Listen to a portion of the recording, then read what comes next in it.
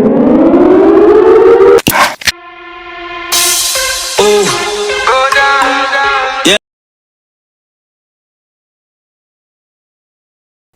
pause.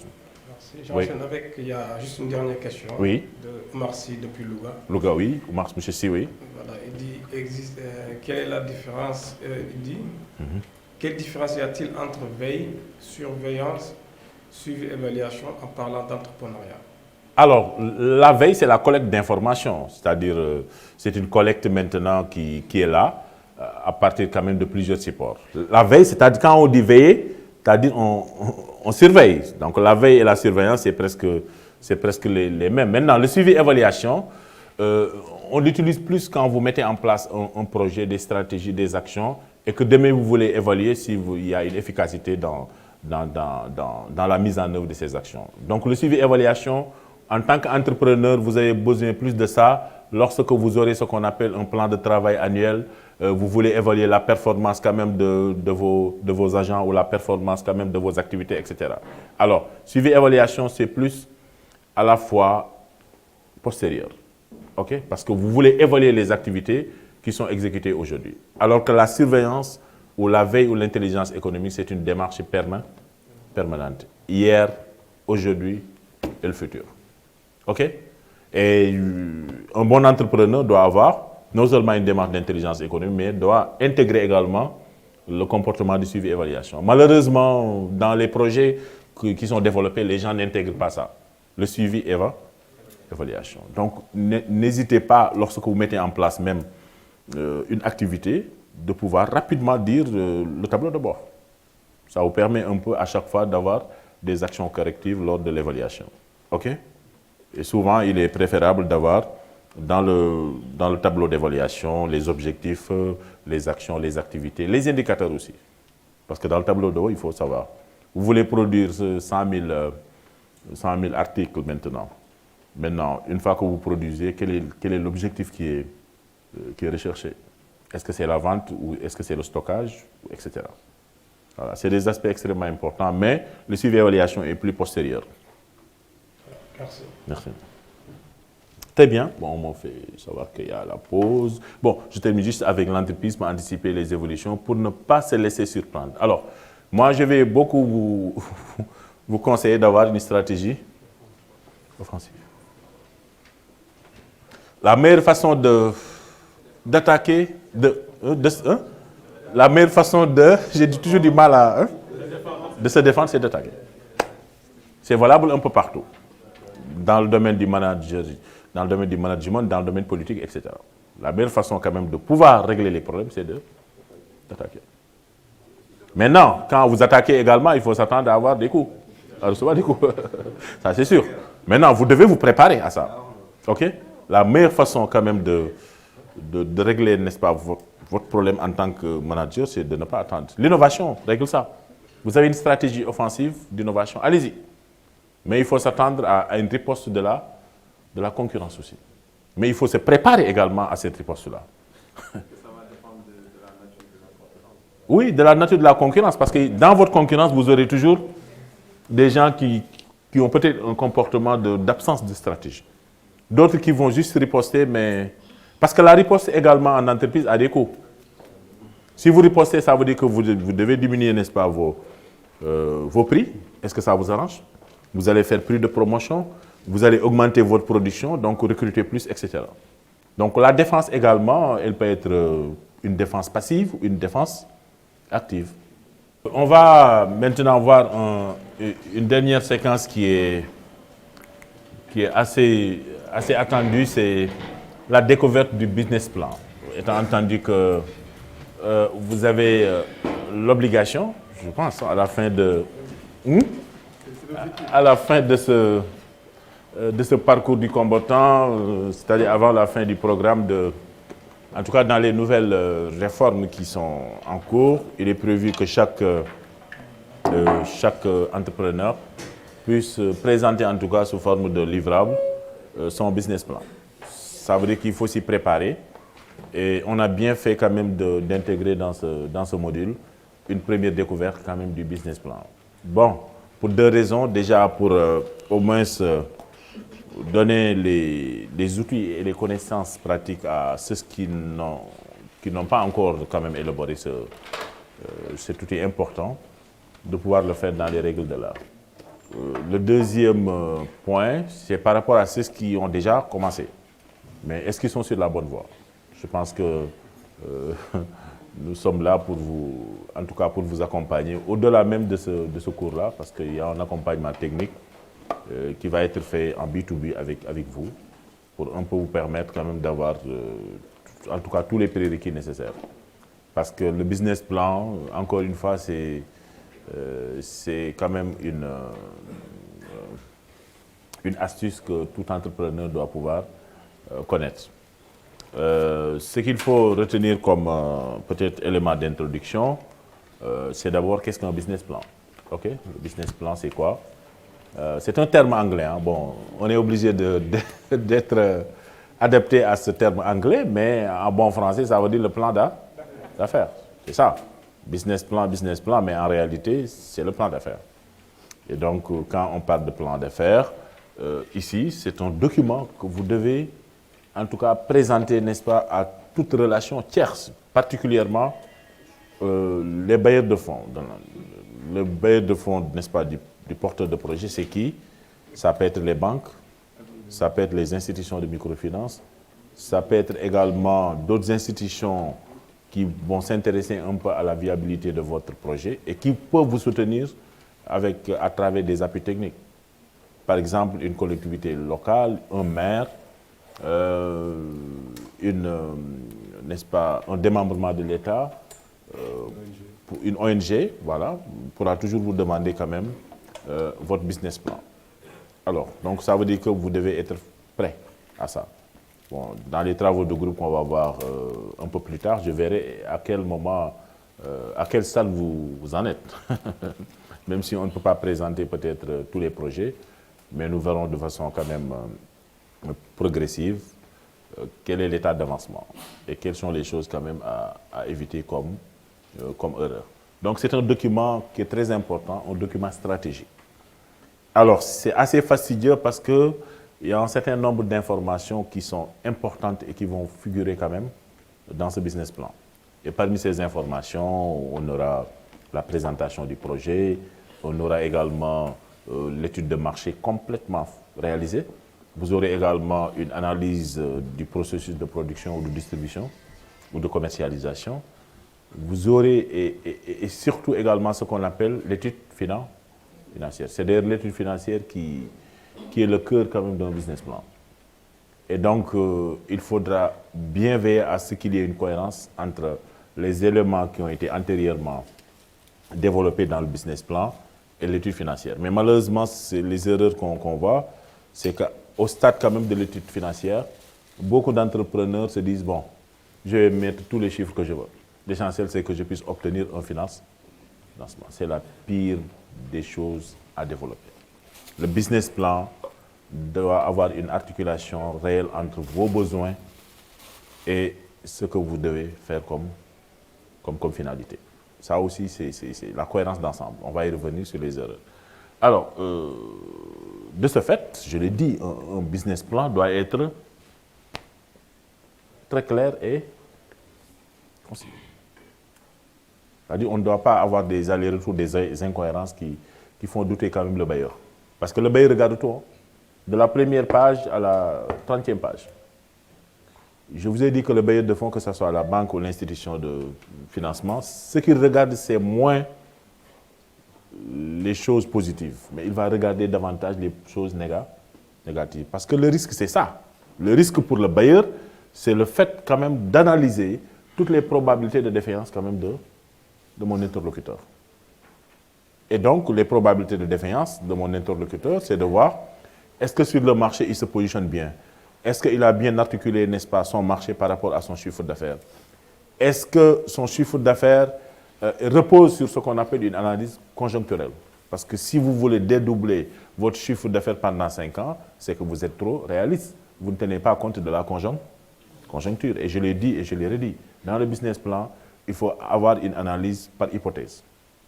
La haute conjoncture, la basse conjoncture, et une conjoncture qui est modérée. C'est ce qui permet un peu de rassurer même votre banquier, parce qu'il va se dire que ce manager-là a une conscience dans la prise de risque. Mais considérer que tout est rose, c'est se tromper quand même de cible. OK? Vous êtes un entrepreneur, mais le banquier également est un entrepreneur. OK? Vous avez des regards croisés. Lui, ce qui l'intéresse, c'est comment récupérer quand même mon remboursement.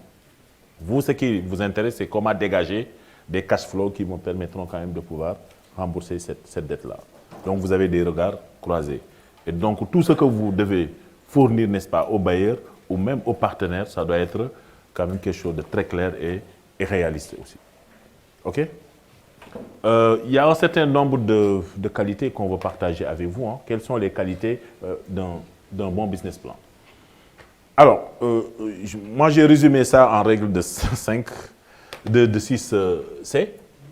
Donc, un bon business plan, il y a 6 bonnes pratiques qu'il faut quand même avoir comme prérequis. Un bon business plan doit être complet. Les informations doivent être exhaustives. Et à ce titre, il faut, dans le business plan, aborder en tout cas tous les domaines du projet ou de l'entreprise. La direction, on en avait parlé, la fonction administrative, la fonction financière. Voyez un peu, c'est la raison pour laquelle j'ai beaucoup insisté sur ces fonctions-là. La fonction, il faut également donner beaucoup d'informations sur l'étude de marché. On ne doit pas avoir l'impression que cette étude de marché, vous l'avez effectuée chez vous. Il faut donner l'impression que c'est une étude qui repose sur une analyse du macro, mais également une analyse du micro, avec des sources de données qui sont bien précisées. Le banquier vous lui montrer que moi, je me suis documenté avant de venir, n'est-ce pas, faire cette étude de marché-là. OK? On va y revenir détail par détail. Alors, il faut également bien analyser votre processus de production. Dans le business plan, on doit quand même avoir une bonne analyse de la fonction de production. On va y revenir détail également. La commercialisation également, il faut l'intégrer quand même dans le business plan. C'est ce qui permet de rassurer en tout cas votre interlocuteur. Donc le premier élément ou la première qualité d'un business plan, il doit être complet. Ne soyez pas avare en information. N'escamotez pas quand même les arguments. Parce que chaque argument, chaque ligne a son sens. C'est comme quand vous faites un mémoire. Vous écrivez quelque chose, on vous pose la question sur ça, vous ne parvenez pas à défendre cette idée-là. C'est parce qu'on l'a pris quelque part ou parce qu'on a mal compris quand même la chose. Et ça ne rassure pas. Donc, soyez exhaustif et soyez également complet. OK? Deuxième qualité qui est une qualité également intrinsèque, un bon business plan doit être cohérent. La cohérence ici, pour moi, c'est quoi? La cohérence entre les prévisions et les besoins. Ne mettez jamais dans le business plan par approximation, n'est-ce pas, des chiffres. Tout ce que vous mettez dans le business plan, ça doit être quand même une articulation entre ce que j'ai besoin et ce que je compte faire. Donc, articulation, besoin, prévision. J'ai des besoins de production, je vais faire des prévisions quand même de recettes. J'ai des besoins, n'est-ce pas, de production, je vais faire quand même une articulation avec mes besoins de financement. OK? Deuxième qualité importante. Troisième qualité, il faut éviter les généralités ou le jargon technique. Je sais que je suis en face quand même d'un échantillon d'entrepreneurs très techniques, etc. Alors ne montrez pas au banquier que dans le business plan, c'est l'occasion de lui montrer que vous êtes un ingénieur, n'est-ce pas, électromécanique, un agroéconomiste, etc. Le langage doit être très accessible et très simple. Maintenant, si vous expliquez un processus, il faut bien l'expliquer. Il faut que lui, qu'il comprenne un peu quand même le sens de vos mots. Tant qu'il n'a pas compris le sens de vos mots, il n'est pas prêt, n'est-ce pas, à s'engager. Je donne un exemple quand même d'une banque allemande qui a même pris, vous savez, je vous l'avais dit, un psychologue pour comprendre, et même des ingénieurs mécaniciens. C'est impassable, n'est-ce pas, pour les banques. C'est juste, n'est-ce pas, pour comprendre un peu le sens même de l'élaboration des projets. Un psychologue pour voir la psychologie quand même du manager, qu'est-ce qu'il pense en disant ça, etc.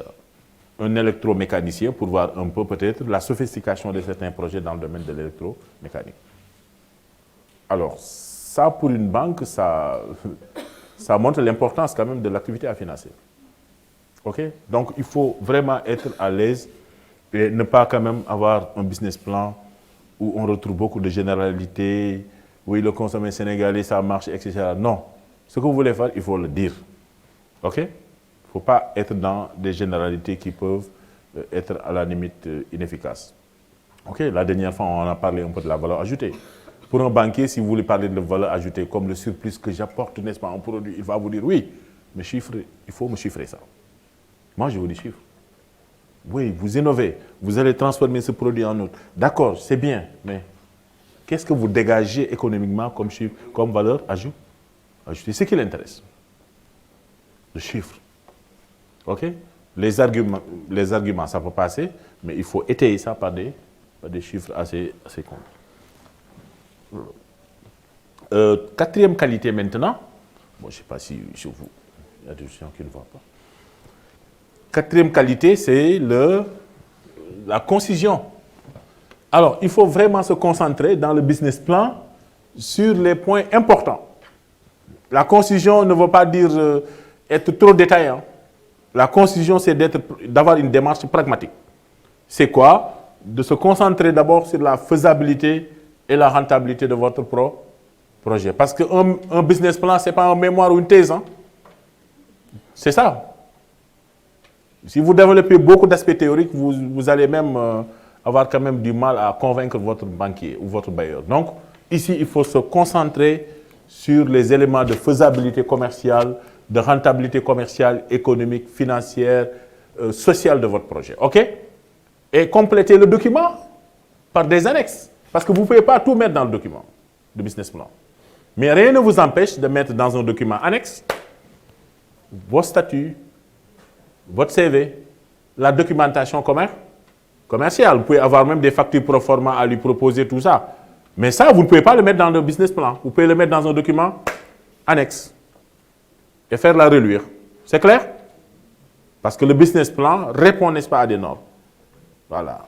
Maintenant, vous pouvez avoir un document annexe où c'est des informations qui vont compléter un peu votre analyse. OK?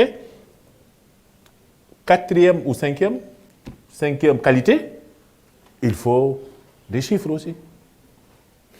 Cohérence entre les prévisions et les besoins, ça c'est, on l'a dit encore une fois quelque part, hein, je ne sais pas même, ça revient.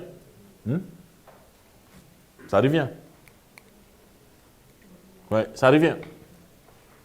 Ça revient. Alors ici, ça veut dire quoi? Il faut faire en sorte que votre business plan repose sur du chiffrage, une estimation réaliste.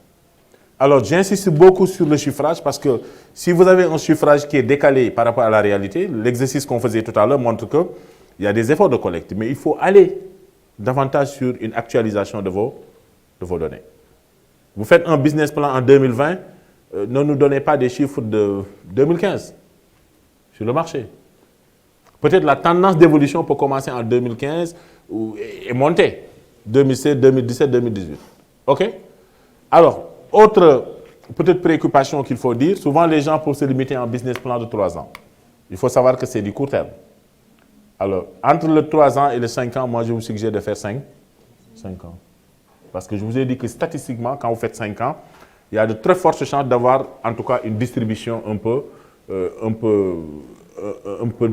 à la limite asymétrique quand même de vos données. Et vous avez la chance quand même de voir les difficultés ou les risques quand même par rapport à ce projet-là. Mais 3 ans, c'est très court. Parce que 3 ans, s'il y a une concentration, n'est-ce pas, du risque sur ce projet, ça veut dire que le bailleur ne pourra pas avoir quand même une certaine segmentation de votre risque. OK? Donc 5 ans, c'est vraiment l'idéal. Il y a même certains projets qui vont jusqu'à 7 ans. Mais la moyenne, je vous dis, c'est 5 ans. Alors, dernière qualité pour un business plan, c'est il doit être calculé. Le plan d'affaires est une accumulation risquée de prévisions réalistes. Il faut déterminer le chiffre d'affaires en tenant compte des conjonctures. Il faut déterminer les charges également. Et ces charges se répartissent en deux. Il y a ce qu'on appelle les charges fixes et les charges variables. Les charges fixes, c'est des charges que vous supportez, quel que soit le niveau d'exploitation. Alors que les charges variables peuvent varier en fonction quand même de votre capacité de production ou de la saisonnalité de l'activité. Parce que pour certains peut-être qui sont dans les projets agricoles, vous aurez tendance à avoir une production qui est saisonnière. Et donc, en déterminant ça, il faut tenir compte quand même du niveau de charge que vous aurez à supporter. Les flux de trésorerie, c'est important. Le cash, ça va beaucoup intéresser le banquier. Le banquier ne s'intéresse pas véritablement à la rentabilité parce qu'il considère ça comme un outil, n'est-ce pas, comme un indicateur financier. Mais il va s'intéresser beaucoup plus au cash flow. C'est le sang qui circule tous les jours. Le cash flow, c'est le sang qui circule tous les jours. Oui. Et donc, en allant voir le banquier, c'est comme quand on va aller voir quand même le médecin. Il va voir la circulation sanguine d'abord, la température, tout ça. Et donc, quand vous avez des problèmes de flux de trésorerie, ça pose déjà des problèmes de santé. Des problèmes de santé à court terme. Et aucun banquier ne veut voir son entreprise avoir des problèmes de trésorerie. Ça peut être une fois, 2 fois. Mais quand ça se répercute, ça veut dire qu'il y a des problèmes structurels. Et donc, ce n'est plus le découvert qui va arranger cette entreprise, mais ça va être un crédit d'investissement ou de projet. Donc, il faut bien analyser quand même vos flux de trésorerie. Alors, le flux de trésorerie, vous l'analysez sur la base de votre cycle d'exploitation. Quelles sont mes recettes d'exploitation prévues? Il faut que je les estime de façon exhaustive. Quelles sont quand même mes dépenses d'exploitation que je dois maîtriser? Alors, une des dépenses incompressibles, c'est quoi? Les charges fixes et les charges salariales. Et c'est la raison pour laquelle, quand vous allez mettre en place un projet, je l'ai dit et je le redis, évitez de supporter des charges salariales qui vont plomber un peu votre exploitation. Ce n'est pas la peine d'avoir un personnel pléthorique. Le directeur peut être même son propre chauffeur, oui ou non? Il faut dire les choses comme telles. C'est ce genre de réflexe qu'il faut avoir. OK? Un associé peut être à la fois un employé associé, être le responsable commercial. Et pourquoi pas faire la livraison quand même des produits, jusqu'à ce qu'il y ait un lendemain meilleur. Ça on le dit parce que vous vous engagez sur un projet. Et c'est dommage qu'on s'engage sur un projet où déjà en première année on a des difficultés. Parce que les 6 mois de votre projet, il faut savoir que c'est des 6 mois test où vous aurez plus de charges que d'entrée d'argent. C'est pourquoi, quand vous élaborez un projet aussi également, il faut tenir compte de ce qu'on appelle vos besoins en fonds de roulement. Parce que pendant les 3 ou 6 mois, il faut s'attendre qu'à supporter des charges. L'eau, l'électricité, payer peut-être le gardien, etc., payer les fournisseurs, etc. Parce que vous n'avez pas encore commencé l'exploitation, il faut attendre. Parce que vous n'avez pas encore percé le marché. Les clients voilà, sont en train de tester votre produit. Bon, ils sont en train de se dire que est-ce que ce produit est meilleur que l'autre. Donc, pendant ce temps, vous devez gérer, en tout cas, le cycle d'exploitation. Et donc, n'hésitez pas, lorsque vous allez proposer, on va y revenir sur votre business plan au banquier, d'intégrer ce qu'on appelle le financement de votre besoin en fonds de roulement. Les gens l'oublient, mais le besoin en fonds de roulement fait partie du coût du projet. Ce n'est pas les financements des outils, des équipements, tout ça qui peut-être permettent de faire marcher les choses. Mais il y a plus important que ça. Les matières premières que vous achetez, le paiement, n'est-ce pas, des fournisseurs, tout ça, c'est le court terme. Et donc, si vous ne réglez pas ça à court terme, vous risquez d'avoir ce qu'on appelle des problèmes de tension de trésorerie. Et au démarrage, ce n'est souhaitable à aucun entrepreneur. OK? Oui? Allez-y, oui. Vous pouvez prendre le micro hein, pour un peu... Ah oui, excusez. Monsieur Diop, Oui. donc pour info, le business plan a été posté dans la plateforme. Ah oui, d'accord, super. Ainsi que le Donc support. pour le... D'accord, très bien. Donc vous avez le canevas de l'étude financière, n'est-ce pas, qui est posté et qui sera un outil qui sera beaucoup utilisé pour vous dans l'accompagnement technique. Hein. OK? Voilà. C'est un fichier Excel qui est automatisé. Hein. Donc vous n'avez pas besoin même de... Vous introduisez vos données, on va y revenir, les besoins de financement, il vous donne les résultats. Bon, c'est utilisé par une banque de la place, mais je ne vais pas vous la dire, quoi. Allez-y, allez-y, M. Barr.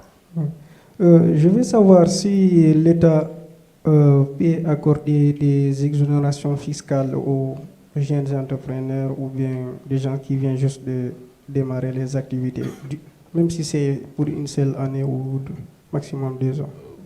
Bon, véritablement, dès l'instant où vous commencez à exercer, l'État, on considère que l'activité est quand même produit. Maintenant, pour les jeunes entrepreneurs, à ma connaissance, il n'y a pas encore d'exonération fiscale, en tout cas à ma connaissance. Maintenant, il faut nécessairement montrer à la puissance fiscale que la première année, que vous n'avez pas d'activité. Même si vous n'avez pas d'activité, il y a un impôt forfaitaire à payer. Parce qu'il y a la déclaration, n'est-ce pas, à faire. Maintenant, pour moi, l'objet, c'est de se soucier moins de l'impôt et plus de l'activité. Parce que même en première année, si vous n'avez pas la possibilité de payer, vous pouvez demander ce qu'on appelle un réaménagement fiscal, le temps d'avoir quand même cette possibilité de payer après. Mais d'emblée, si vous vous souciez trop de l'impôt, c'est que vous ne vous souciez pas de votre activité. Parce que l'activité, l'impôt suit l'activité. Okay? Si vous n'avez pas d'activité, il y a juste un impôt forfaitaire maintenant qu'il faut déclarer. Si vous avez la possibilité de les payer par moratoire, tant mieux. Mais dans le civisme fiscal, je pense qu'il faut penser également en paiement, n'est-ce pas, des impôts. C'est une redistribution également de la richesse. Okay? Ça aussi, il faut y penser. Mais à ma connaissance, non. Je ne suis pas fiscaliste, mais je pense qu'il n'y a pas de dérogation, n'est-ce pas, pour les... Une entreprise, c'est une entreprise.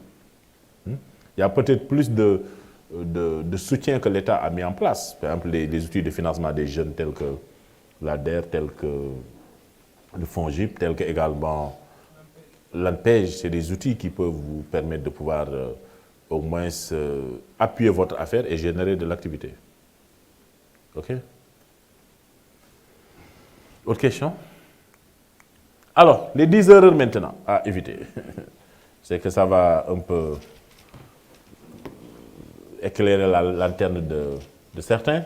La première erreur à éviter, donc bien retenir, il y a 10 erreurs à éviter dans le business plan. Première erreur, décrire de manière abstraite le projet ou le produit.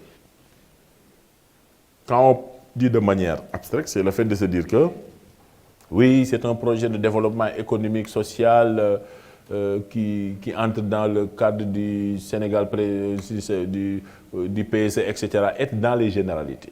Quand vous présentez un projet, il faut être succinct. Être vraiment dans le champ de votre projet. OK? Évitez donc d'avoir un projet qui est trop généraliste. Un projet bateau. Ce n'est pas possible. Vous ne pouvez pas également tout mettre dans le projet. Il faut viser ce que vous voulez faire et donc et ne pas être dans la généralité quand vous décrivez également le produit. Un produit doit être spécifique. Un produit doit être spécifique. Quand vous faites la description du produit, il faut être très clair. Vous n'avez pas le droit de présenter tout le secteur. Je prends l'exemple, hein, par exemple, le secteur de la pêche de façon générale, c'est bien. Mais quand vous décrivez le produit, il faut savoir ce que vous voulez faire, n'est-ce pas, dans le secteur de la pêche. OK? Deuxième erreur à éviter, c'est d'écrire par les segments plutôt que par l'activité. Alors, qu'est-ce que ça veut dire ici? Alors, vous devez cibler votre activité. Parce que c'est à partir de l'activité que vous allez avoir les segments. Parce que c'est à partir de l'activité principale qui vous permet maintenant de pouvoir segmenter et non le contraire. Vous ne pouvez pas segmenter et dire ce que vous voulez faire. Ça veut dire que vous avez un problème d'objectif. Ça nous renvoie un peu à notre première séance. Une entreprise doit avoir une finalité.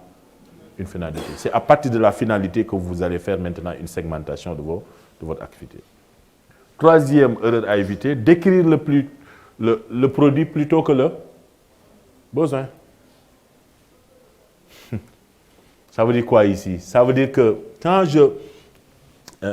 je suis dans la fonction commerciale, je dois faire beaucoup attention. Parce qu'en mettant en place un produit, je dois me poser la question, est-ce que ce produit est adapté aux besoins? C'est-à-dire, je pars du principe que j'analyse la demande, j'analyse les besoins, et c'est ce qui me permet d'aboutir à la conception de mon produit.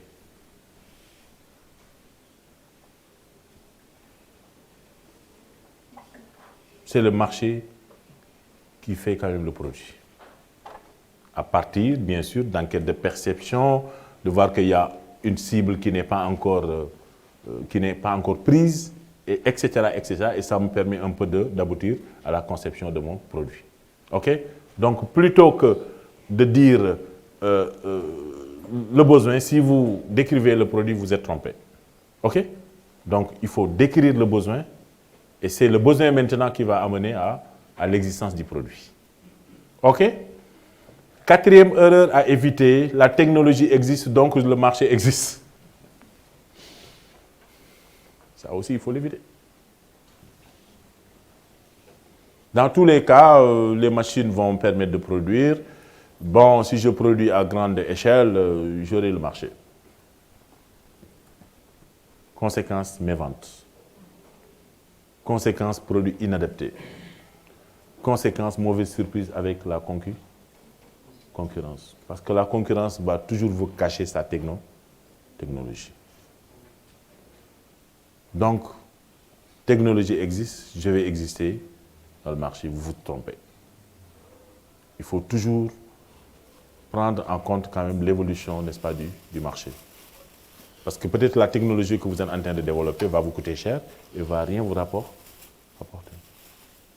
Mais, attention, cela ne veut pas dire que vous ne devez pas innover. Mais l'innovation doit suivre, encore une fois, les besoins du marché. OK? Cinquième erreur. Bon, je suis en train de sortir les mauvaises choses là. Ne pas croire que si le besoin existe et que si le produit répond aux besoins, les clients achèteront. Ça aussi, il faut l'éviter. Dans tous les cas, c'est bon, j'ai analysé les besoins, le produit répondra peut-être aux besoins et puis les clients vont acheter. Qu'est-ce qui peut être une conséquence fâcheuse ici? Ça veut dire quoi ici?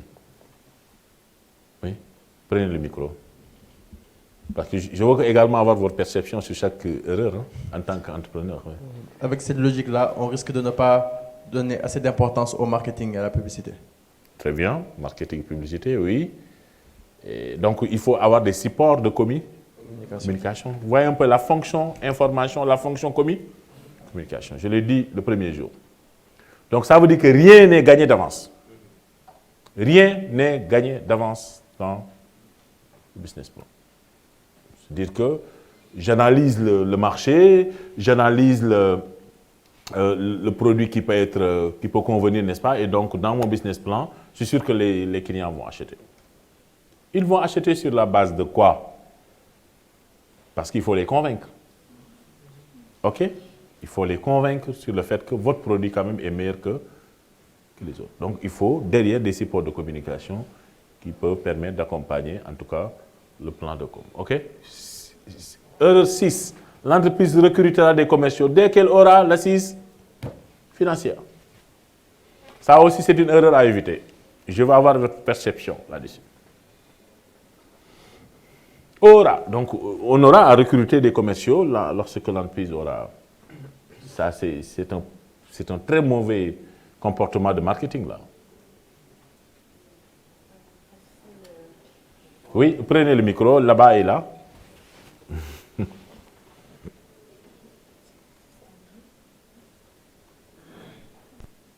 Bon, Bonjour. Bonjour. Donc, en fait, je pense que c'est parce que, en fait, la vente, c'est le nerf de la guerre.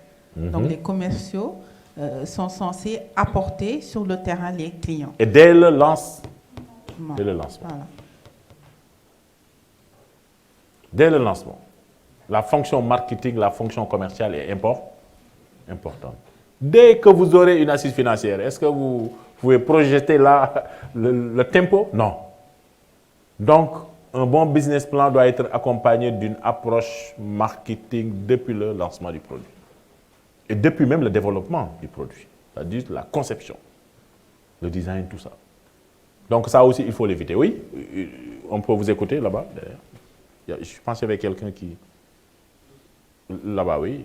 Je vais faire passer le micro.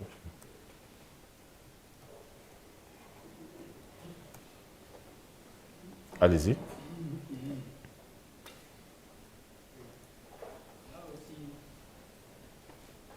Oui, allumez le...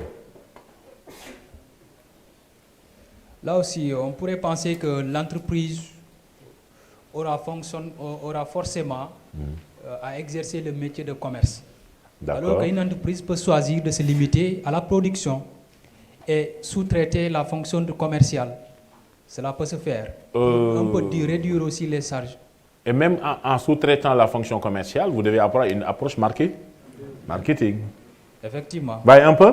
Justement. Parce que quand vous sous-traitez, vous donnez une prestation de service. Mais ça doit reposer, en tout cas, sur une démarche, n'est-ce pas, marketing. C'est-à-dire, ce qu'on veut vous faire comprendre, c'est que l'entreprise offre un service. Ça peut être un service produit par elle-même ou, n'est-ce pas, sur la base de ce qu'on appelle un produit, du moins une marchandise qu'elle vend. Mais en tout état de cause, votre approche commerciale doit être élaborée depuis le départ. Parce que si vous n'avez pas une approche commerciale dès le lancement, votre chiffre d'affaires va en pâtir. Parce que c'est la fonction commerciale qui va guider un peu la fonction financière. OK? Donc, c'est une erreur à éviter. L'approche marketing, l'approche de terrain, l'approche de commerciaux, il faut l'intégrer depuis le départ. OK? Une autre erreur à éviter, l'entreprise doublera son chiffre d'affaires tous les ans. Projection linéaire, oui. Oui? Cette erreur-là est monumentale dans les 10 erreurs à éviter pour le business plan. Dans la mesure où le CA, c'est-à-dire chiffre d'affaires, parfois on est sur des conjonctures de basse conjoncture, bien de haute conjoncture, bien des conjonctures qui sont stables. Donc cette projection-là ne peut pas être... Vous parlez de la 7e ou 6e? 7e. 7e, d'accord, oui. Donc, évitez les projections linéaires ou les projections qui ne reposent pas sur une analyse précise de la conjoncture. Ce n'est pas pour rien que dans le business plan, on insiste beaucoup sur l'analyse de la conjoncture actuelle et future. Parce que c'est ce qui va permettre d'avoir, en tout cas, de bonnes projections par rapport à votre chiffre d'affaires. Parce qu'on parle de chiffre d'affaires prévisionnel. Ce n'est pas des chiffres d'affaires linéaires. Parce que quand vous doublez chaque année, ce n'est plus la projection, mais c'est une projection linéaire, qui ne repose sur rien. Et le banquier va déceler quand même cette incohérence-là. Qu'est-ce qui vous permet de dire que vous allez dire que oui, je vais augmenter ma capacité de production, je vais recruter plus de commerciaux. Et la conjoncture derrière, dans tout ça. Vous dites que je n'ai aucune visibilité sur la conjoncture. Et c'est un très mauvais point. OK? Oui, allez-y, prenez le micro. Vous aviez dit que la banque s'intéresse beaucoup au chiffre d'affaires. Au cash flow. Cash flow. Mais chiffre d'affaires, ça peut être un élément. Mais derrière le chiffre d'affaires, lui, ce qui l'intéresse, le cash flow. D'accord. Bon, le cash. Cash flow, y a-t-il une différence entre le cash flow oui, il y a une différence. Le chiffre d'affaires, c'est le volume des ventes, mais qui ne tient pas compte des charges. Alors que le cash, c'est réellement ce qui est dégagé après prise en charge de toutes vos charges. D'accord. C'est le bénéfice, bien? C'est plus quand même le bénéfice. Parce que le bénéfice, pour le bénéfice, c'est un bénéfice quand même qui qui peut être déduit même de d'autres charges, parce qu'il y a ce que vous devez payer, n'est-ce pas, du moins aux actionnaires, également ce que vous devez quand même mettre, n'est-ce pas, dans les réserves, etc. Mais ce qui est le plus important pour le banquier, c'est d'avoir une circulation de votre exploitation le mois par mois. C'est-à-dire qu'il aura beaucoup à suivre ce qu'on appelle votre tableau prévisionnel de trésorerie. Parce que votre tableau prévisionnel de trésorerie, c'est ce qui va loger directement au niveau de la banque. Parce que la trésorerie d'une banque, ici, et d'une entreprise repose sur deux supports. Soit vous avez une trésorerie légère en interne, mais pour l'essentiel, vous aurez une caisse disponible au niveau de la... Il va suivre ça, le banquier. Parce que si vous lui parlez du chiffre d'affaires, il va, oui, c'est le volume. Mais est-ce que j'ai le chiffre d'affaires chez moi? Vous voyez un peu ce que je veux dire? Alors que ce qui va l'intéresser, c'est plus la circulation monétaire par jour. Et ça, il va surveiller non seulement votre trésorerie qui est légère, mais il va beaucoup surveiller les mouvements d'entrée et sortie sur votre compte. Ça, c'est ce qu'on appelle les encaissements et les décaissements. Est-ce que le cash flow sera présent dans le business plan? Ah oui, on va le voir. Mais on n'est pas sûr, on ne peut pas savoir. Ah, mais vous l'estimez maintenant. Si vous l'estimez, le banquier aura une idée, n'est-ce pas, précise sur votre niveau quand même de flux de liquidité. Ça figure dans le business plan, on va le voir. C'est dans le tableau prévisionnel de trésorerie. Allez-y, prenez le micro. Qu'est-ce qui nous dit que les prévisions sont réalistes? Ah bon, on n'a jamais dit que les prévisions sont réalistes, mais c'est des prévisions qui reposent sur une estimation. Voilà, maintenant, rien ne nous... Parce que dans le business plan, il faut savoir que c'est un plan d'affaires qui peut évoluer. Maintenant, le banquier va avoir une idée de ce que l'intervalle de flux que vous risquez. Si vous mettez 150 millions de trésorerie par mois, il n'est pas dit que forcément vous aurez 150 millions. Mais vous ne devez pas avoir moins 150 millions aussi. Vous pouvez être à 100 millions, à 110 millions. L'essentiel, c'est que au moins vous avez une trésorerie, au moins qui suit une certaine tendance. Une estimation, c'est une estimation. OK? C'est bon? Oui? Allez-y, allez-y. Vous aviez dit tantôt que le cash flow est beaucoup plus important que le bénéfice. Pour le banquier. Encore une fois, je n'ai jamais dit que le chiffre d'affaires n'était pas important, mais pour le banquier, parce que le banquier s'occupe du cash. Il va suivre le chiffre d'affaires, mais si vous présentez le chiffre d'affaires, le résultat et la trésorerie nette, il va s'intéresser davantage au cash. Parce qu'il va se dire que ce cash-là va aller, n'est-ce pas, soit dans mon compte, parce que je gère son compte, ou ça va aller en partie dans sa caisse à elle, l'entreprise. OK? Et donc, tout ce que la banque détient sur votre compte, je pense que c'est un surplus pour lui. Parce que ça va lui permettre de suivre un peu l'évolution quand même de vos flux de liquidité. Mais un des indicateurs qu'il va peut-être analyser, c'est l'indicateur de rentabilité, qui est un indicateur commercial. Le résultat, c'est un indicateur financier. Alors que la trésorerie, c'est un indicateur d'exploitation. Je ne sais pas si je me fais comprendre. Et l'indicateur d'exploitation, pour le banquier, c'est important parce que ça permet de voir la santé de l'exploitation de l'entreprise. Si la trésorerie n'est pas bonne, ça veut dire qu'il y a des problèmes d'exploitation. Pourquoi le banquier se méfie du résultat? Parce qu'on est dans des environnements où il y a 3 résultats. Le bon résultat qu'on garde toujours, le résultat qu'on gonfle et qu'on donne au banquier, parce que le banquier également, il se méfie des résultats qui sont gonflés. Parce que si c'est gonflé, ça veut dire que c'est une façon de lui montrer que vous êtes très rentable, alors que ça peut cacher quand même des dysfonctionnements. Le résultat peut être important et ça peut cacher même des charges que vous ne voulez pas quand même faire supporter à votre entreprise. Donc c'est pourquoi le résultat, de plus en plus, est un peu quand même un résultat biaisé. OK? Et de ce fait, lui, ce qui va l'intéresser, c'est plus un suivi beaucoup plus régulier de votre plan de trésorerie. Ça aussi, il faut bien le noter. Le plan de trésorerie doit être réaliste. Ça permet de voir le niveau d'encaissement et le niveau de décaissement. Et même dans la trésorerie, vous avez une idée même sur la performance commerciale. Parce que plus vous êtes performant, plus vous avez un niveau d'encaissement élevé. Ça veut dire que votre chiffre d'affaires a dû être important. OK? Oui? Allez-y, oui. Quelqu'un d'autre? Vous pouvez revenir sur les types d'indicateurs dont vous avez parlé, s'il vous plaît. Alors, tout à l'heure. Alors, je dis que pour le chiffre d'affaires, c'est un indicateur commercial. Ça permet de voir la performance commerciale d'une entreprise. Sa performance en termes de volume de vente, en termes de taux de pénétration sur le marché. Donc, le chiffre d'affaires est un indicateur commercial. Le résultat, que ce soit le résultat net ou le résultat brut, c'est un indicateur financier. Et souvent, le banquier n'a pas trop confiance à ce résultat financier parce que ça peut cacher des éléments surévalués ou des éléments sous-évalués. Je dis que le troisième élément qui va l'intéresser le plus, c'est la trésorerie qui est un indicateur d'exploitation qui permet de voir l'efficacité de l'exploitation. OK? Le cash, la trésorerie ici.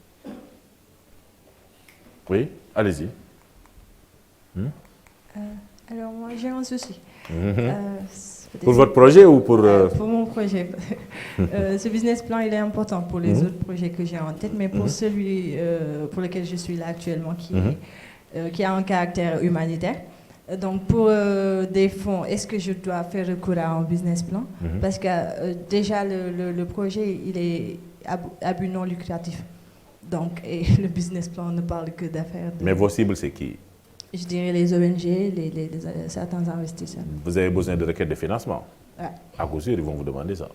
Ok, mais je serai obligée. Alors, il faut peut-être moins, comme c'est à but non lucratif, il faut mettre plutôt l'accent sur l'impact socio-économique et moins sur la rentabilité commerciale. Voyez un peu? Okay. C'est ça les différences également des business plans. Vous pouvez adapter les business plans en fonction quand même de l'unité que vous voulez développer. Si c'est un GIE, il faut beaucoup faire attention parce que je sais que les GIE de dames, de femmes insistent beaucoup sur les aspects de rentabilité commerciale, ce qui fait que donc on a l'impression qu'on a un business plan sur une entreprise classique.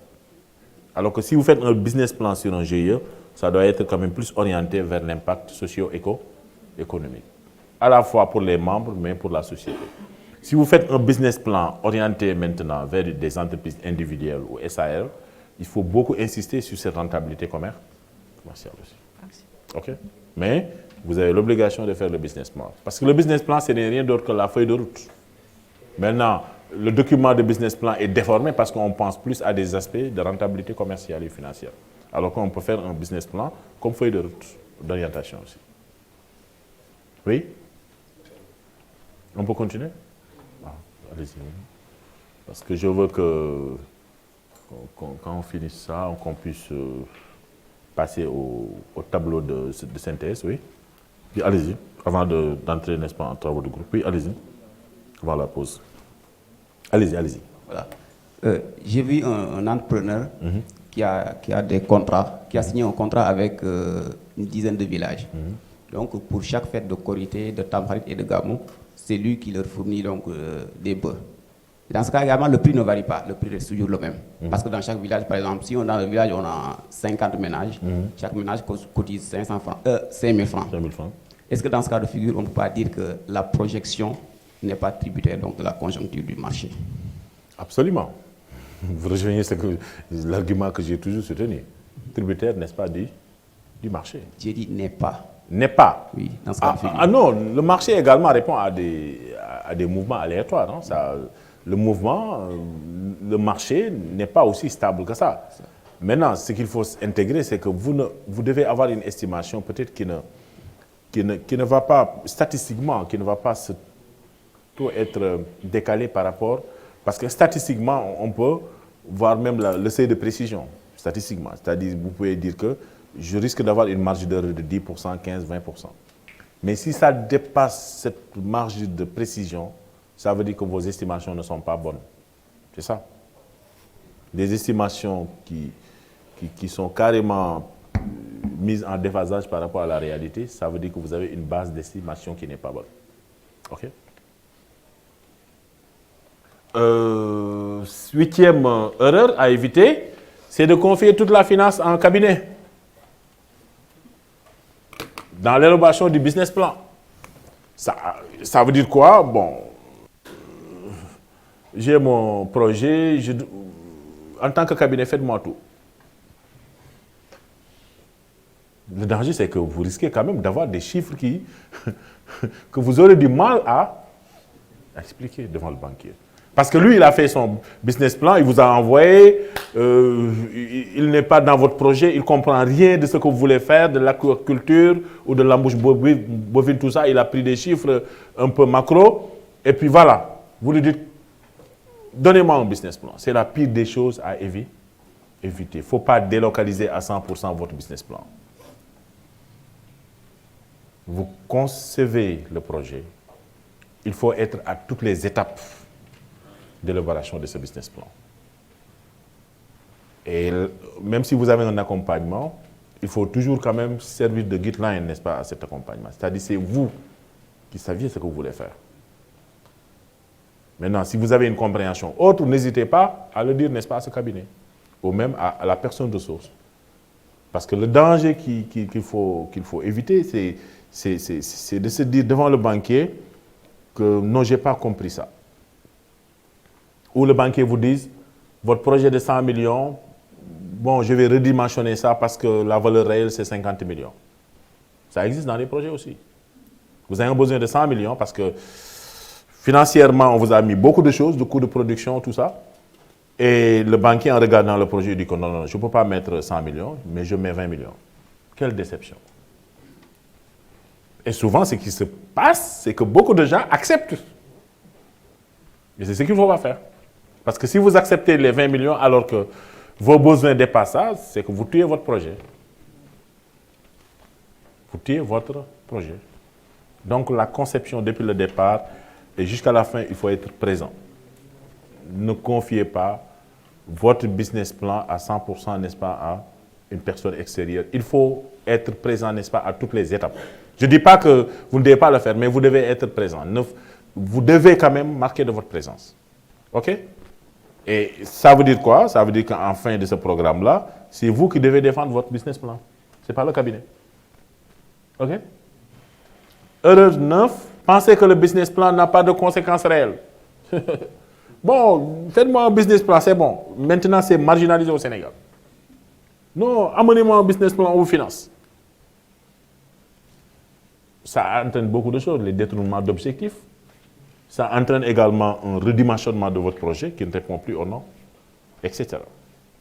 Le business plan a des conséquences financières.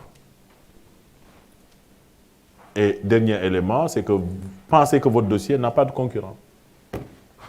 Le banquier a 10 000 dossiers, 100 000 dossiers. Les outils de financement tels que l'ADER, tels que le FONGIP, etc., ils ont beaucoup de dossiers. Donc, pensez que votre business plan n'a pas de concurrence, c'est quand même avoir une compréhension négative, n'est-ce pas, sur votre projet. Donc, ce qu'il faut faire, c'est que vous considérez votre business plan comme un document qui doit être plus concurrentiel que les autres. Je peux dire ici, il y a peut-être 5 ou 6 personnes qui ont le même projet.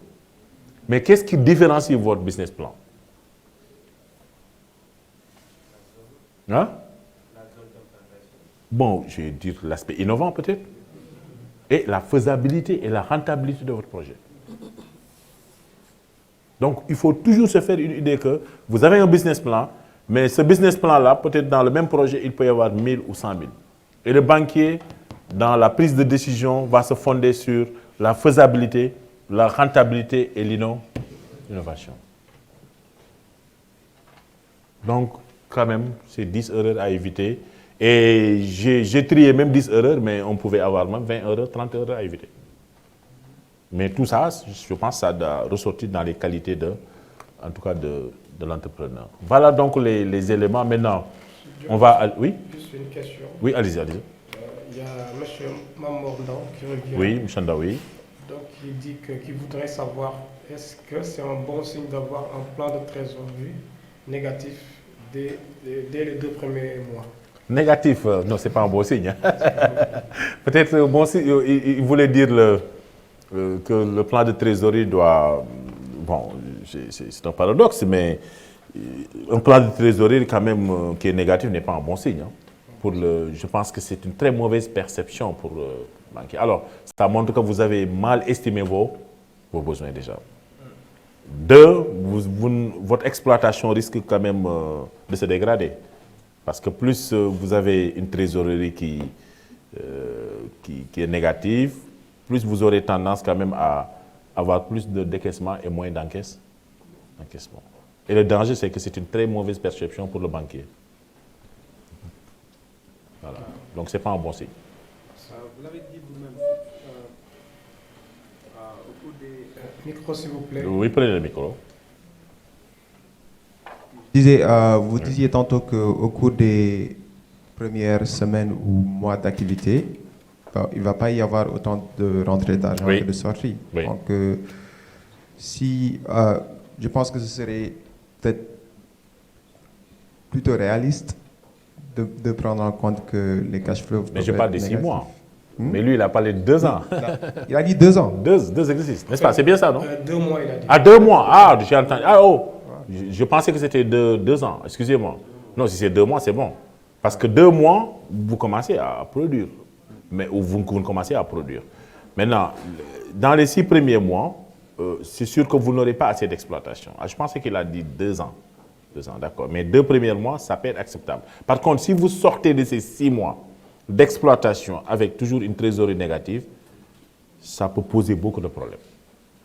Le problème du respect des délais de créance, n'est-ce pas, par rapport à vos clients. Ça peut poser également des problèmes d'estimation de vos besoins en fonds de roulement. Ça peut poser également un problème d'efficacité de votre exploitation. Si c'est 2 mois, c'est bon. Hein? Jusqu'à 6 mois, on peut avoir quelques difficultés, n'est-ce pas? Maintenant, après 6 mois, on doit être opérationnel dans l'exploitation. OK? Autre question?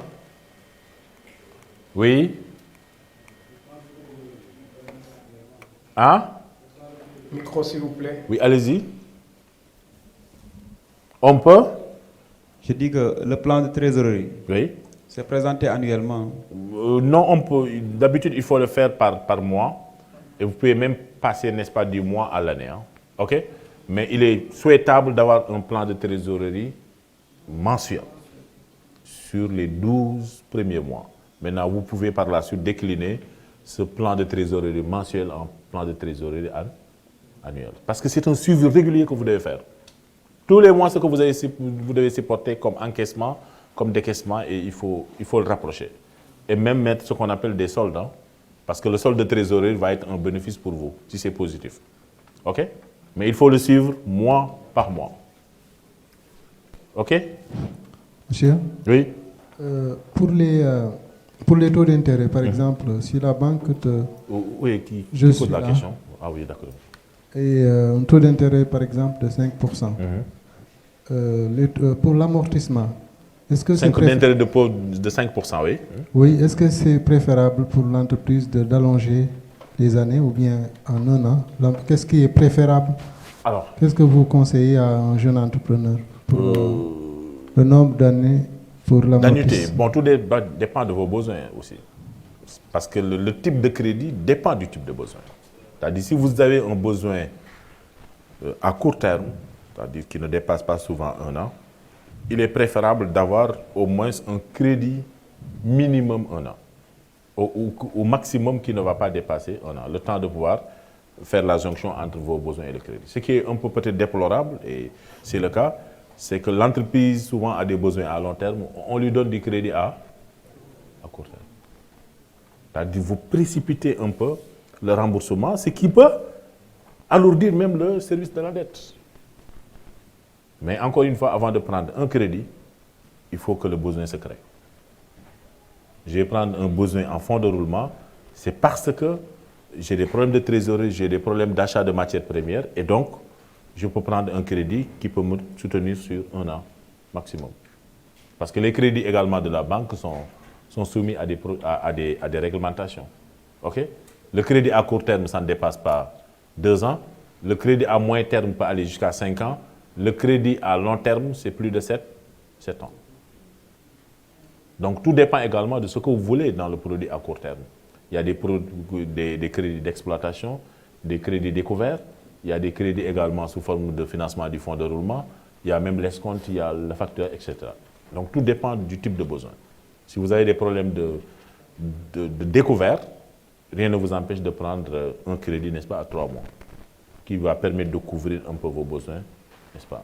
Maintenant, c'est sûr que plus le crédit est long, plus vous aurez tendance à payer davantage, parce que le risque s'allonge pour la banque, ok?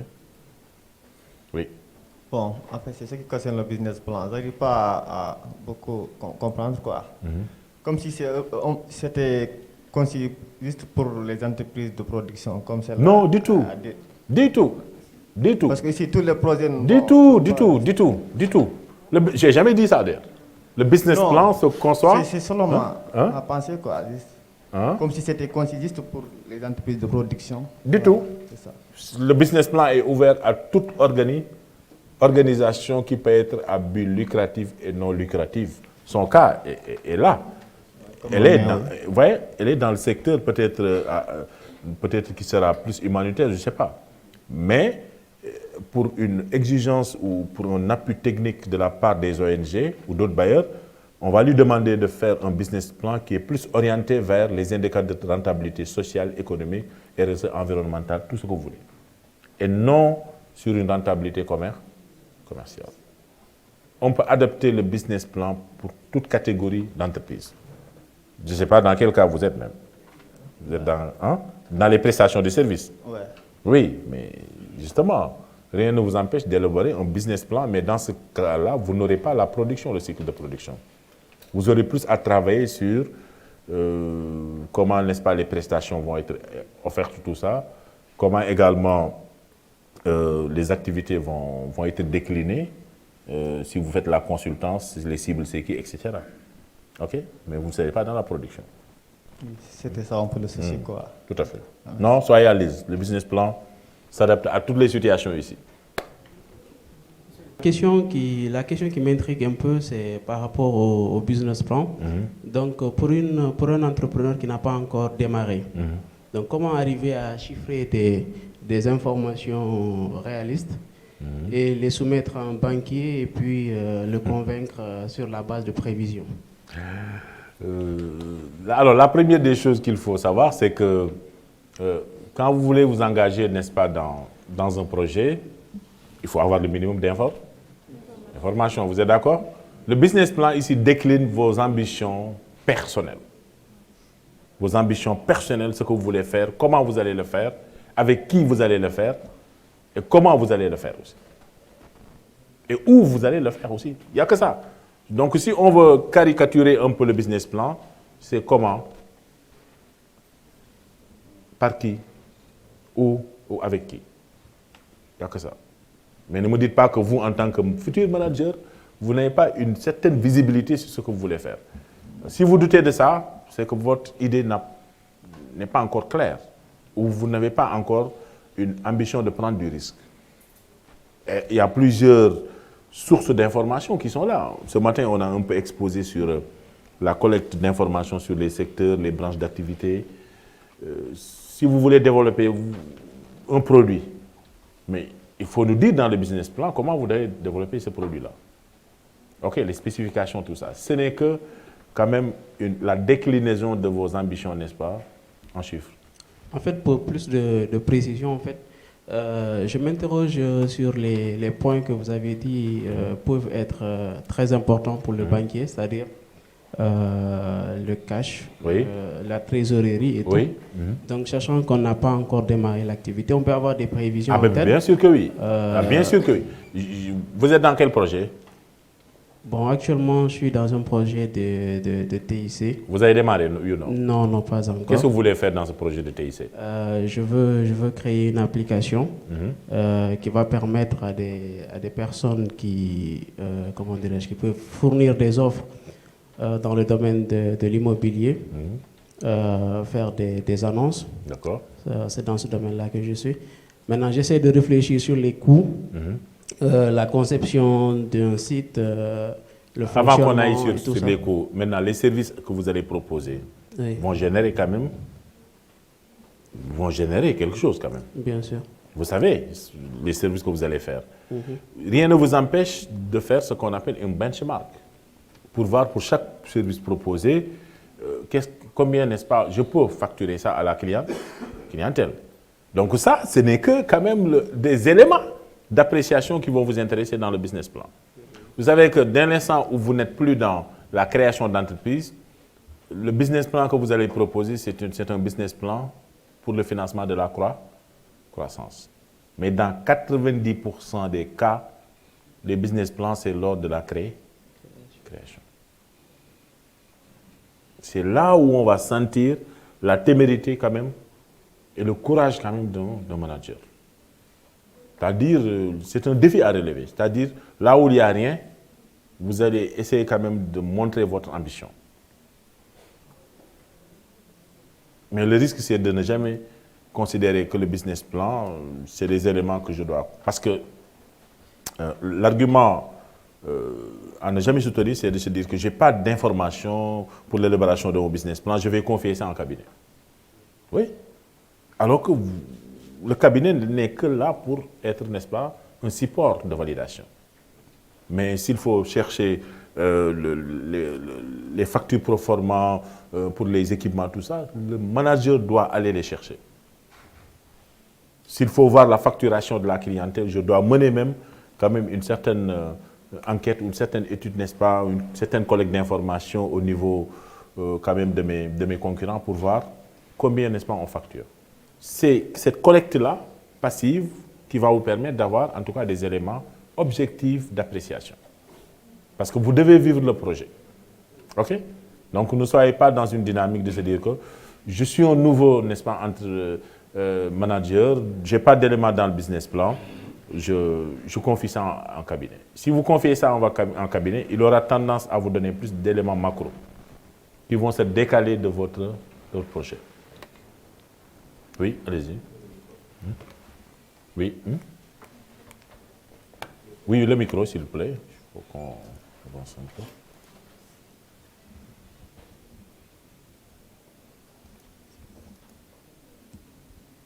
On y va? Oui, allez-y. Oui, allez-y, bien sûr. Donc, dans quel contexte certains organismes d'accompagnement sont-ils tenus d'exiger, à côté du business plan, qu'on leur fournisse une facture pro forma et une promesse ou bien des promesses d'achat? Des promesses d'achat. Des promesses d'achat. Alors, souvent, ça peut être le cas lorsque on va financer le crédit bail. Souvent, il y a certains organismes. Ils ne vous donnent pas l'argent, mais ils vous demandent juste de chercher les factures pro forma de l'appareil d'outils de production dont vous avez besoin.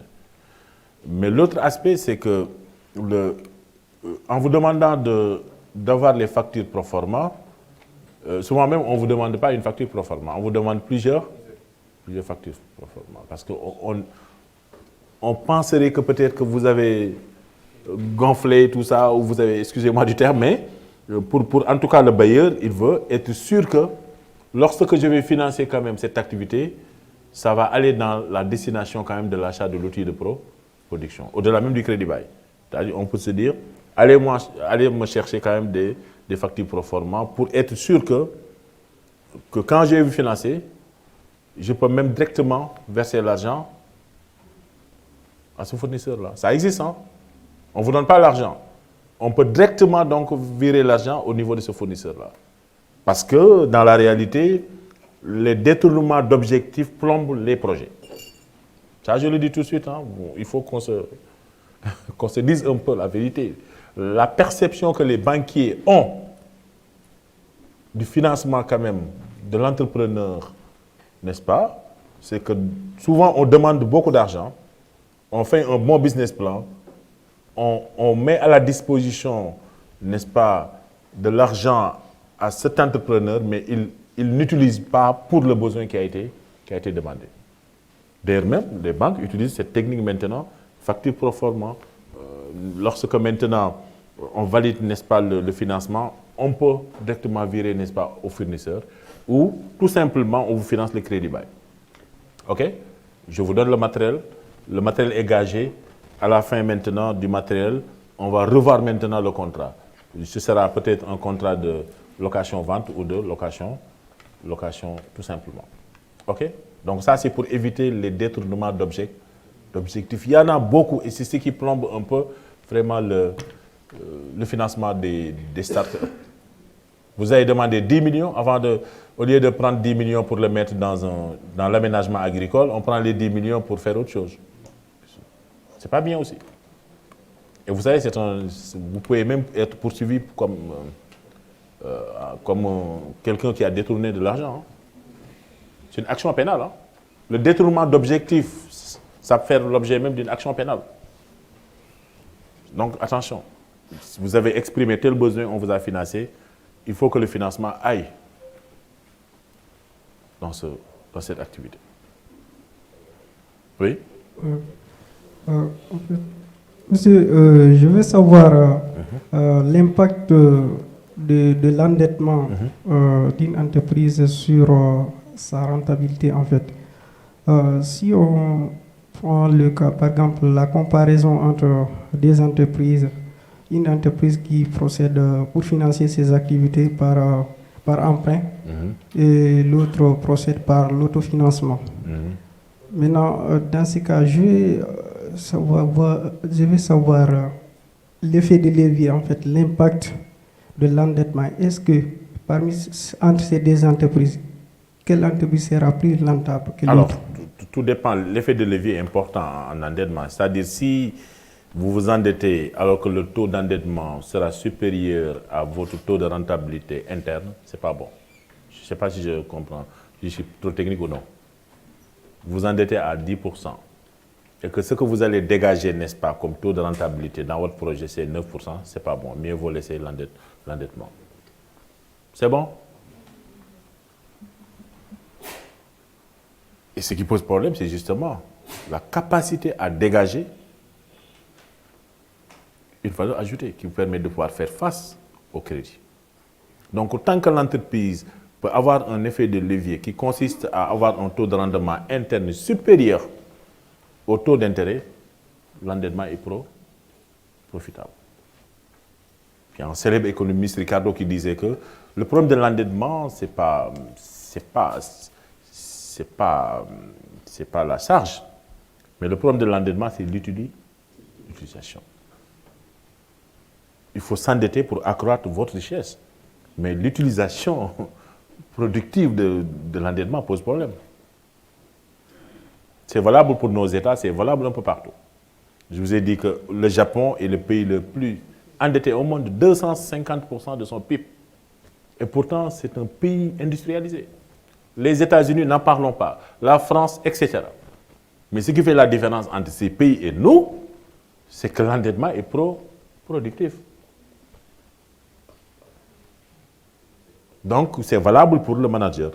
Donc, dès l'instant où vous devez faire la comparaison, il faut toujours mettre la comparaison entre ce que je vais obtenir dans le projet comme rentabilité, on va le voir comme indicateur de rentabilité, et le taux d'endettement. OK? Si maintenant la comparaison se fait, ça vous permet de savoir est-ce que vous avez le droit d'y aller, oui ou non. Mais en tout cas,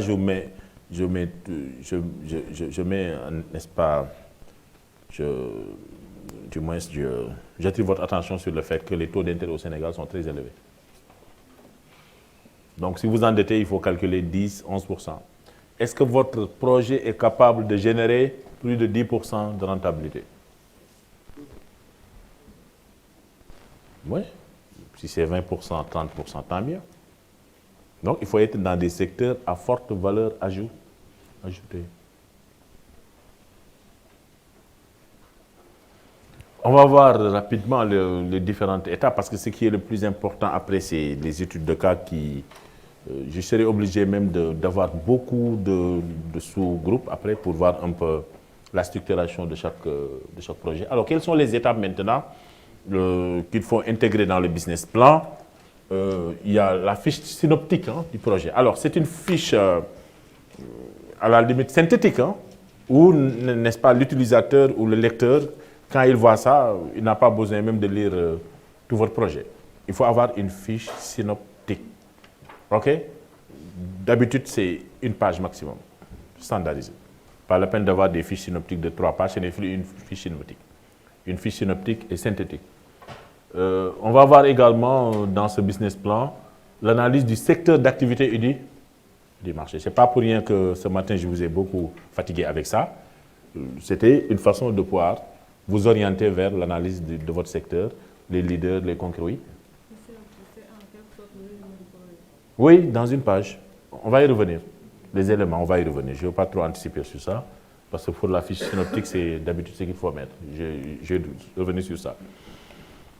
La présentation des produits et des services, ça peut être même, pour éviter un peu qu'on me reproche les fonctions de production, j'ai mis analyse des produits et des services. Donc quelqu'un qui n'est pas dans la production serait forcément à l'aise ici. OK? Donc on va dire même c'est une analyse technique. Des spécifications, tout ça. La stratégie commerciale utilisée, il faut également avoir une bonne stratégie. Et enfin, dans le business plan, il y a l'étude financière. Alors, on a posté sur la plateforme le canevas d'études financières qui vous permettra de pouvoir faire toutes les simulations sur votre tableau de besoin de financement, le coût du projet. Vous introduisez et puis oui? Vous introduisez et puis ça vous donne tous les éléments. On va y revenir sur les tableaux standards qu'il faut mettre dans l'étude financière. Je peux continuer?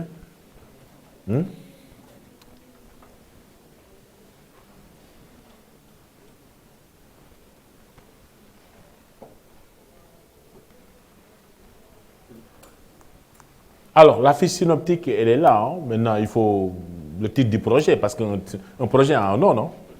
Le nom du promoteur, il y a quelqu'un, au visage qui est derrière. La brève présentation, expérience du promoteur. S'il vous plaît, il faut être bref. Il ne faut pas quand même... dans cette fiche synoptique, ce n'est pas un CV. Parce que le CV, vous l'aurez à le mettre en annexe. Donc ici, vous mettez l'accent vraiment sur vos compétences. Surtout dans le domaine du projet où vous voulez évoluer. OK, c'est important. Si vous avez vraiment des formations complémentaires ou de base, rapidement, vous pouvez également les décliner. Mais il faut vraiment être succinct parce qu'on est dans une fiche synoptique. Alors, la localisation du projet, c'est important. On l'a dit, l'environnement géographique, ça va revenir un peu. Le crédit sollicité, s'il y en a, bien sûr. S'il n'y en a pas, on peut s'en passer. OK?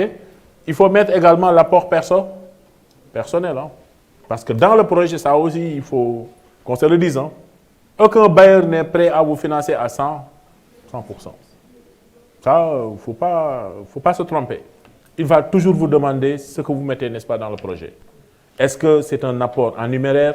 Est-ce que c'est un apport en nature? Ou est-ce que c'est un apport, n'est-ce pas, en industrie? Mais vous êtes obligé de montrer quand même que vous voulez une mutualisation du risque. C'est ce qui permet un peu même de rassurer le banquier. Oui, prenez le micro s'il vous plaît. Comment peut-on justifier un apport en industrie? Alors, il faut l'évaluer. Il faut l'évaluer. Il y a des évaluateurs qui peuvent rapidement évaluer le coût quand même de l'expertise. C'est-à-dire, je vous donne un exemple. Un expert, par exemple, si vous l'évaluez dans une journée, ça peut être des montants de 100 000, 50 000 francs. Et voire même son intervention par rapport au domaine de l'entreprise. OK? Mais il y a une évaluation qui est faite par l'ONECA pour vous faire ça. Il y a des taux même qui sont des barèmes même. L'ONECA. OK? Qui vous propose des barémisations par rapport à l'apport même en industrie. OK? Donc c'est des barèmes qui sont... Oui?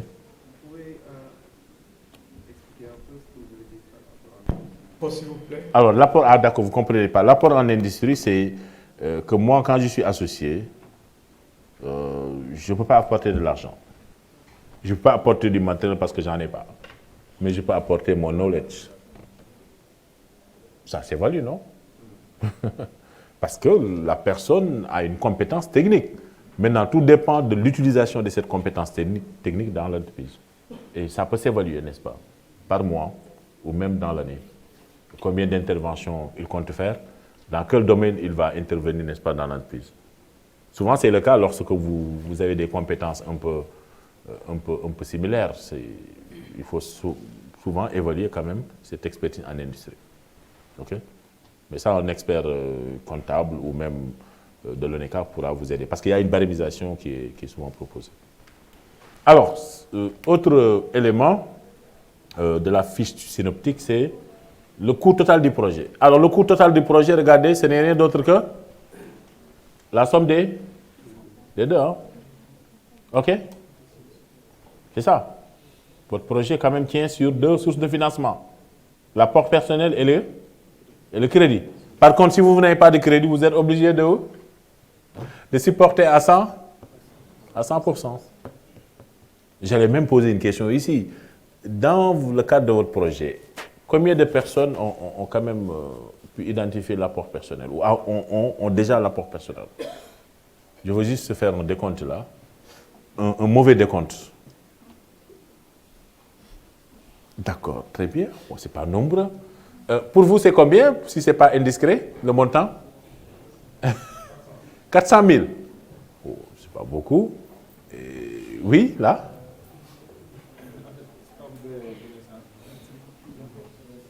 Il faut penser à 10%. Hein? Il faut penser à 10% du projet là. Hein? Je ne sais pas le montant de votre projet, mais c'est 10% minimum qu'il faut mettre dans le projet. OK? Oui. Allez-y, ouvrez. En fait, pour cela, je pense qu'il faut d'abord mettre en place le projet pour avoir une idée sur ça. Oui, le coût du projet, c'est-à-dire qu'il faut identifier l'ensemble de vos besoins. C'est l'ensemble de vos besoins maintenant qui pourra peut-être permettre d'avoir, en tout cas, une quantification du coût. Mais, dès à présent, c'est 10% du projet. Si votre projet tient sur 10 millions, il faut savoir que vous devez mettre au minimum 1 million comme apport personnel. 10%, minimum. Plus vous y allez, plus le banquier est rassuré. Si vous pouvez mettre 20%, tant mieux. 30%, tant mieux. Et ça montre qu'il y a un effort quand même de mutualisation du risque. Mais aller dans une banque, on vous demande votre apport, vous dites que non, je veux un financement à 100%. Vous avez très peu de chances d'être accepté. Ça, il faut le dire aussi. Et l'apport personnel n'est pas seulement de l'argent. Si vous avez un terrain, si vous avez un local, si vous avez une expertise, tout ça, ça peut être important. Oui. Oui. Ben, pour moi, par exemple, le coût total du projet, c'est 15 millions. Et je vais apporter 10% en apport personnel. Super. Puis, comme la ferme, elle est à moi, donc j'ai déjà la ferme, je suis propriétaire de la ferme. Ah, super. Ça peut donc, j'ai des garanties par rapport Il faut essayer d'évaluer quand même le coût même de cet aménagement-là. C'est au-delà de l'argent, non? C'est au-delà du coût du total du projet. Non, il faut l'évaluer parce que devant le bailleur, ça peut être de très bons points. D'évaluer ça et de lui dire qu'en plus même du numéraire, j'ai pu avoir un local qui est évalué par un expert de l'ONECA. Okay. Ça peut être important. Donc ne négligez pas les sites qu'on peut avoir hors de Dakar même. Hein? Ça peut être de très bons points.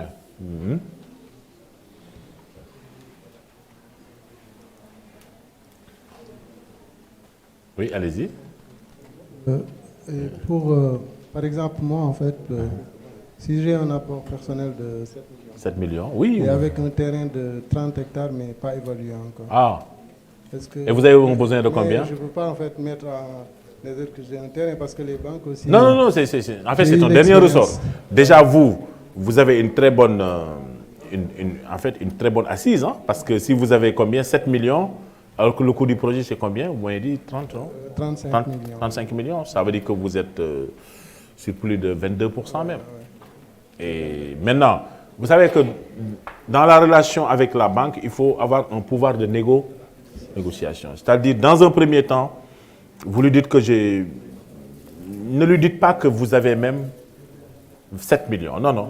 C'est-à-dire, je suis en train de vous montrer un peu les stratégies. Il faut lui dire que 10 millions. Et il saura que c'est le point minimum. Maintenant, lui, il va chercher toujours à vous soutirer encore plus d'apports personnels. Et c'est le moment maintenant de remonter, tout en sachant la limite que vous ne pouvez pas dépasser. Et souvent, c'est une négociation. Non, je ne peux pas mettre 15 parce que j'ai des contraintes, tout ça, et vous pouvez remonter jusqu'à 12, 13, 14%. Mais si vous lui dites d'emblée que vous avez 7 millions, il va chercher toujours à vous demander plus. Vous voyez un peu la stratégie de négociation? Il faut toujours partir de la base minimale. C'est ce qui, parce qu'en réalité, le crédit, ce n'est pas à la limite une faveur qu'on vous fait. Mais il faut savoir que c'est un droit. Parce que vous êtes un client, vous êtes en relation contractuelle avec cette banque-là, et qu'à un moment donné, vous avez besoin quand même d'avoir une sollicitation de crédit. OK? Oui? C'est bon, un peu. Oui, allez-y, prenez le micro. Oui, prenez le micro, s'il vous plaît. Oui, bonjour. Oui, allumez le micro. Appelons. Bonjour. Le coût d'un projet est environ égal à 48 millions. Oui. Dans quel domaine? L'aquaculture et la transformation. D'accord, très bien. Oui, j'ai amené un apport personnel d'environ égal à 5 millions. 5 millions. Oui, de cash? Non, c'est un terrain de... Comment vous l'avez évalué? Parce que le banquier va chercher à évaluer ce terrain-là aussi. Ça aussi, c'est le problème. C'est-à-dire, quand vous lui dites que vous avez un terrain de 5 millions, lui, il va chercher toujours à faire une autre évaluation. Ça aussi, il faut le savoir. Non, c'est un terrain de 2 hectares évalué à 2500 francs le mètre carré. D'accord, pour vous. Et ça se trouve où? Vers Ndiaganiao, à Médine. C'est où ça? Après Mbour. Après Mbour. Oui. Bon, ça peut être de très bons points. Mais dans tous les cas, il faut savoir que il peut y avoir en tout cas une réévaluation encore. Et ce qui peut peut-être ramener à la baisse même OK? OK? Voilà, très bien. Oui, allez-y. Allez-y. Oui. Bon, je voulais savoir la différence entre un entrepreneur qui passe par des crédits bancaires pour réaliser son projet avec un autre entrepreneur qui passe par de petites activités pour se développer. Quelle est la différence entre les deux?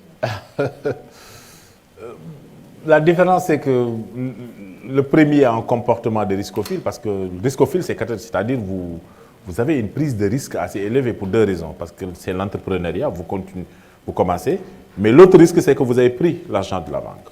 C'est-à-dire, ici, c'est l'engagement de la prise de risque. Vous mesurez à sa juste valeur la prise de risque. Le risque d'entreprendre et le risque également de prendre un crédit. Lui, je vais l'appeler le comportement d'un riscophile. Alors que celui qui prend son argent, qui se limite, n'est-ce pas, à ses fonds, moi, je vais l'appeler le riscophobe. Le riscophobe, c'est-à-dire, lui, il veut bien l'entreprendre, mais il va se limiter à ses propres besoins. Maintenant, la finalité, c'est qu'on peut avoir plusieurs résultats. Et parmi ces résultats-là, le premier, comme il s'engage dans des investissements beaucoup plus importants, il peut s'attendre à plus de rentabilité. Parce que son projet peut-être a pu connaître quand même un financement avec des objectifs bien précis, etc. Bien sûr, s'il respecte les engagements par rapport au crédit. Maintenant, l'autre, c'est qu'il va peut-être petit à petit quand même avancer. Mais vous savez que la première contrainte quand même de développement de l'entrepreneuriat au Sénégal, c'est le financement. Parce que déjà, les mains qui se sont levées pour l'apport personnel montrent que déjà il y a des problèmes de démarrage.